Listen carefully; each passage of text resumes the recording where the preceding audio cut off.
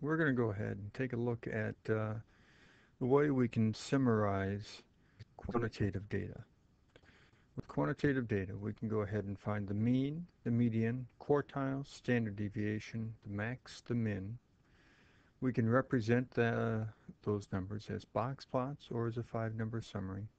We'll also look at interquartile ranges and how they are defined to find our outliers. And then we'll look at what's the best way to summarize data. Now, the mean is basically just your average. So to find your average over here, all you want to do is to go ahead, add together all these numbers, and then divide by how many numbers there are. And in this case, when you add all these numbers up, you get 1598.3, and there happens to be 25 numbers. So then you divide by 25, and you get your average, which is your mean, to be 63.9 inches in this case. Now, the mathematical formula for finding your average is given to you by either one of these things, either this here at the end or this right here. But it just basically means add together all your data, divide by how many pieces of data you added together. That's what this up here means. So you don't have to understand the formula. Just remember what I just talked about. Add your pieces of data together and divide by the number of data. Now, when you're looking at more of a symmetrical distribution, your mean is going to be appearing towards the middle. It's not necessarily always in the exact center, but it's going to be in the middle somewhere. Now, if you do not have a symmetrical distribution, your mean is still typically going to be towards the center. But when you have outliers, your mean is going to be pulled towards those outliers. And remember, outliers are those pieces of data that are significantly different than the majority of. Now, let's take a look at another measure of center, and that in this case is your median. Now, our median here is really the center piece of data. The center piece of data means you first of all have to order your data from smallest to largest. So we have our data here. You order it from smallest to largest, and in this case, once again, we have our 25 pieces of data. So you order it from smallest to largest, and then you want to go ahead and find the middle one. Now, there's a couple ways you could do that. One of the ways you could do that is you could go ahead and start marking off a piece from each end. And then you'll eventually get down to the center. When you keep doing that, you're going to get down to this value right here. That is your median. Now, if you had a very large number or number set, suppose you had 100 or more pieces of data, that would take a while. So there is a formula here that works. Your median is always going to be, when you're dealing with an odd, n plus 1 divided by 2, where n is the number of pieces of data. So here we have 25 pieces of data, so you go 25 plus 1, which is 26. 26 divided by 2 is 13, so it's your 13th piece of data coming in from one end. But you need to make sure you have it ordered from smallest to largest. Otherwise, you will not get the correct median. Now, if you're dealing with an even set, so over here we have some data. In this case, there's 24 pieces of data. Once again, you can go ahead and mark off on each end and eventually get into, in this case, the middle two. Now, when you have an even set of data, there is one no middle number. So you have two numbers that are in the exact center. Your median is really just the average of these two pieces of data. Now, once again, if you have a large set of data, like 100, and that's even, all you do to find your middle piece is you go ahead and take your 24 pieces of data divided by 2, and you get 12. Your median then is going to be your 12th and 13th pieces of data. Now, you have two pieces of data. Once again, to find your median, you want to average these two. So you're going to take this one plus this one and divide by 2. So we get our median to be this.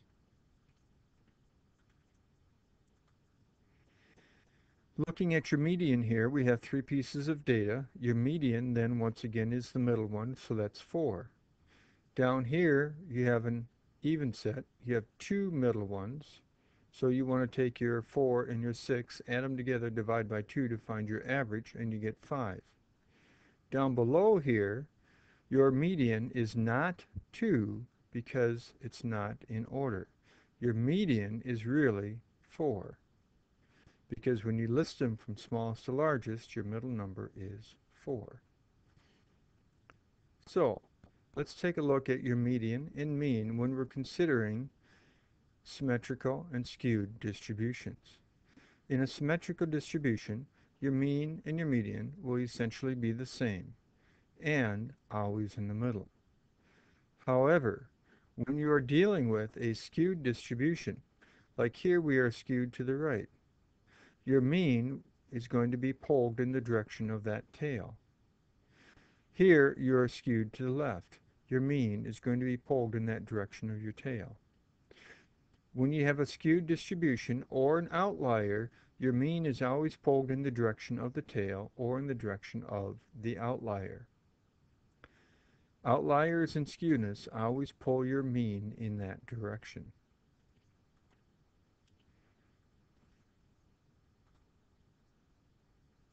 So let's go ahead and put a few pieces of data on here.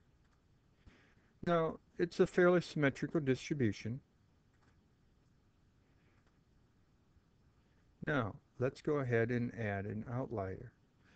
Notice how when I put this outlier over here, it pulled my mean, which is the green.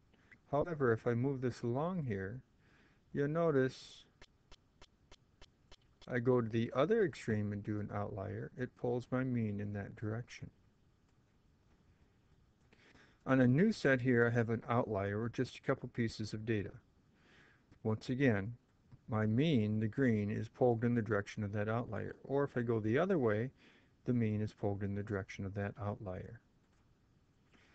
Now, don't confuse average value, which is typically your mean, with the typical value. When it says typical, they are normally describing the median. Now, here we have a question. We have some data. In this case, it's ordered from smallest to largest.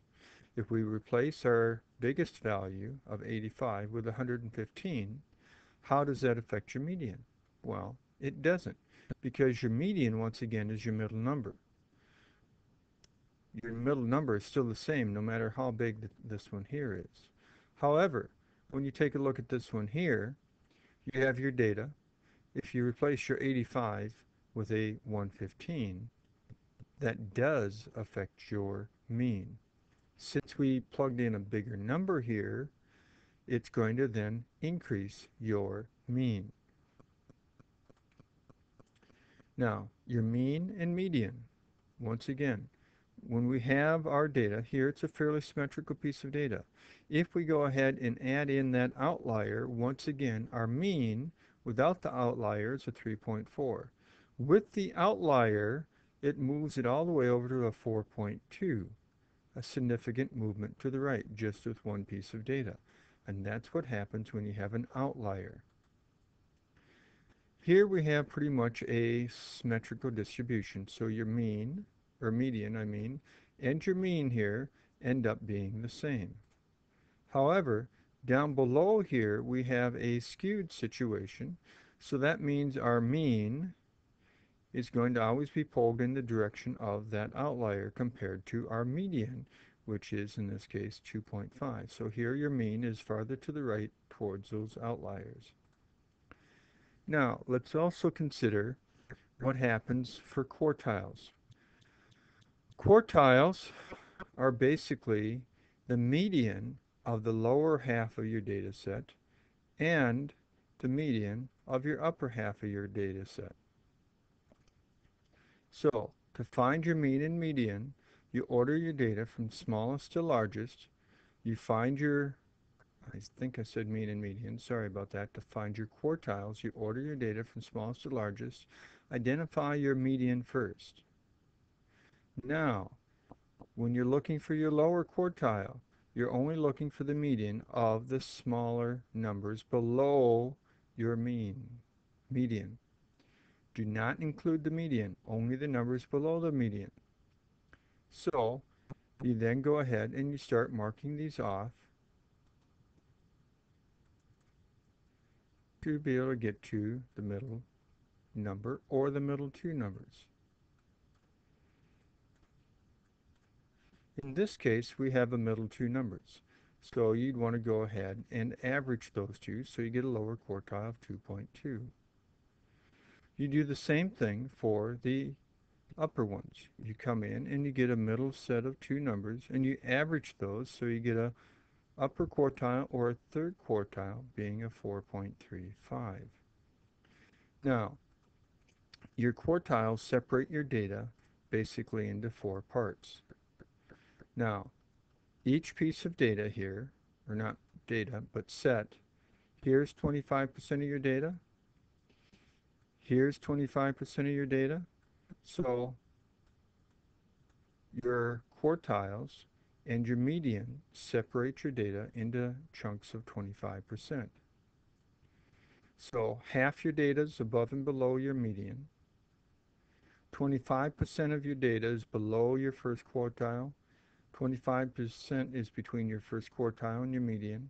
25% is between your median and your upper quartile. And 25% is from your upper quartile to your maximum. Quart means four, so it's dividing it into four pieces. Now we have a box plot. A box plot is really a 5-number summary of your data. Now, in your box plot, you have your median right here. You have your lower quartile or first quartile here. You have your upper quartile or your third quartile here. You have your maximum and you have your minimum. When you are drawing a box plot, you make a mark at your maximum, you make a mark at your minimum. Draw a horizontal line in between them. You then also want to make a mark at your upper quartile, your third quartile, and a mark at your lower quartile, your first quartile. And then you draw in a box connecting those. You also want to then put a mark in the middle of that box, not necessarily the exact center, but somewhere in between here at where your median is. Your 5-number summary is your minimum, your maximum, your first quartile, your third quartile, and your median. Those are all represented on a box plot. Here's an example of a box plot for this piece of data.